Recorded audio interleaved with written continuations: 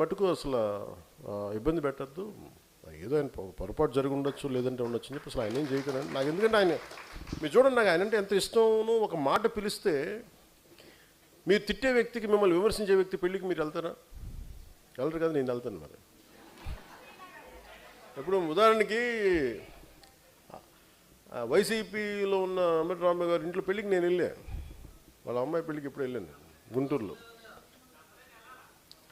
అలాగే అంటే నాకేముంటుందంటే, మనం ఒక పెళ్ళికో లేదంటే కొన్ని పనులకో మనం పబ్లిక్ కర్టసీ కోసం కొన్నిసార్లు మన గౌరవప్రదంగా వెళ్ళాలి. మన తిట్టిన వాళ్ళని కూడా వెళ్ళాలి. నా సంస్కారం అంత ఉండదు. సో అందుకే నేను చెప్పాను, మీరు కూర్చోబెట్టేది మాట్లాడుతున్నారు, పోలీసు వెళ్ళారు తెలంగాణ అంటే అస్సలు పాపము ఆయన అంటే నాకు ఇష్టం, ఏదో పొరపాటున ఏదో అనేసారు కానీ వదిలేసారని చెప్పి అసలు మీరు అలాంటి ప్రస్తావన తీసుకురాకండి, మా వాళ్ళకి బాధ్యత అని చెప్పుకుంటారని చెప్పి వెంటనే అది ఉపసంహరించుకోమని కూడా చెప్పాను. కాకపోతే అలా అని చెప్పి కొన్ని వెబ్సైట్స్ కానీ కొంతమంది వ్యక్తులు పదే పదే దాడి చేస్తుంటారు. వాళ్ళ మీద ఖచ్చితంగా యాక్షన్స్ ఉంటాయి. విశ్లేషకులు లాంటి వాళ్ళు, సీనియర్ విశ్లేషకులు లాంటి ఒక పొరపాటు, ఒక తప్పు జరిగింది. కానీ మిగతా వాళ్ళు చాలా మెథాడికల్గా చేస్తూ ఉన్నారు. That action will be continued. అంటే మీ ఇష్టానికి మీరు మాట్లాడేసి తప్పించుకుందామంటే, ఎందుకని చెప్తున్నానంటే, నా దగ్గర పోగొట్టుకోవడానికి ఏం లేదు. నన్ను ఎంత తిట్టారంటే ఇంక మీరు నన్ను తిట్టలేనంత, నన్ను ఎంత బద్నాం చేశారంటే ఇంక మీరు బద్నాం చేయలేనంత, అసలు మీరు ఎన్ని రకాలుగా నన్ను హింసించారంటే,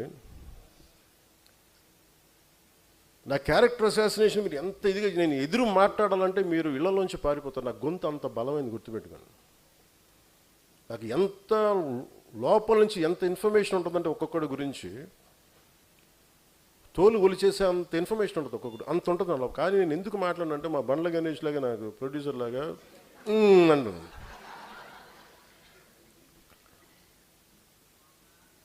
అని ఎందుకు చెప్తా అంటే, అసలు ఎంతని కూడా పెట్టుకుంటూ వదిలేదు. కానీ నాకు ఇప్పుడు ఏమనిపించిందంటే, as we're building an organisation, very committed discipline organisation, మన ఫైట్ కూడా స్ట్రక్చర్డ్గా ఉండాలి. మీరు ఇక్కడున్న సాధకులందరూ చెప్తారు, మీరు స్ట్రక్చర్డ్గా ఉండాలి. మీరు ఒక సభకు వచ్చినప్పుడు మీద పడిపోయి కాకుండా యువర్ సాధక్స్, మీ ప్రవర్తన, మీ బిహేవియరే is a discipline for the party. మీరే వెన్నెముక పార్టీకి. మీరు బలంగా గట్టిగా నిలబడితే భయపడాలి అందరూ. మీరు ఒక్కొక్క 200 మందిని 100 మందిని మీరు మెంబర్షిప్ చేయగలిగారని మీరు ఎంత కదిలించి ఉండాలి, ఒక్కొక్కడిని ఎన్ని చెప్పు ఉండాలి. నేను అది గుర్తించాను మిమ్మల్ని. దాంట్లో ఒక 100 రూపాయలు 400 రూపాయలు నేను చూడాల. ఎంతమందిని మీరు కన్విన్స్ చేసిన ఇలా మాట్లాడాలి.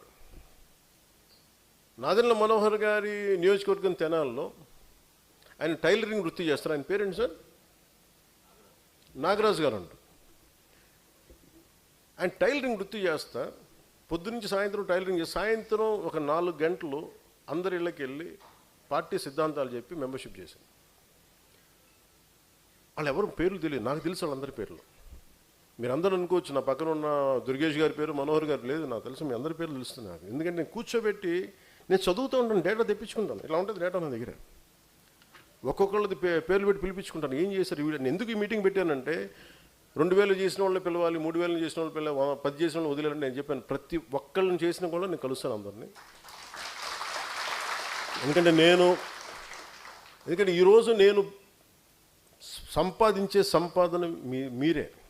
1000 కోట్లు నాకు అవసరం లేదు. కానీ 20,000 మంది నా సాధకులు, 21 లక్షల మంది నా ఉద్యమిలు చాలు నాకు. నేను సంపాదించుకున్నది అంటే, ఒక దేశం ఒక 10 మంది ఉగ్రవాదులు కూర్చొని దేశాన్ని వణికిస్తూ ఉంటే, అలాంటిది మీరు 20,000 మంది మీరు కూర్చొని మీరు బిగిన ఒక మాట పైన ఉంటే మీరు ఎంత మార్పుని పట్టుకురాగలరు? ఎంతని మందిని ఎలాంటి గుండాయిసనైనా కీళ్ళు కాళ్ళు వంచి మీరు కూర్చోబెట్టగలరు? మీ శక్తి మీకు తెలియదు, అంత బలంగా ఉంది. సో నాకు ఐ నీడ్ డిసిప్లిన్. ఈ మాట మాట్లాడాలి, ఎందుకు మాట్లాడతాం? ఈ మాట మాట్లాడకూడదు, ఎందుకు మాట్లాడడం? ఒక విశ్లేషకులు కూర్చోబెట్టి ఒక తప్పు మాట్లాడి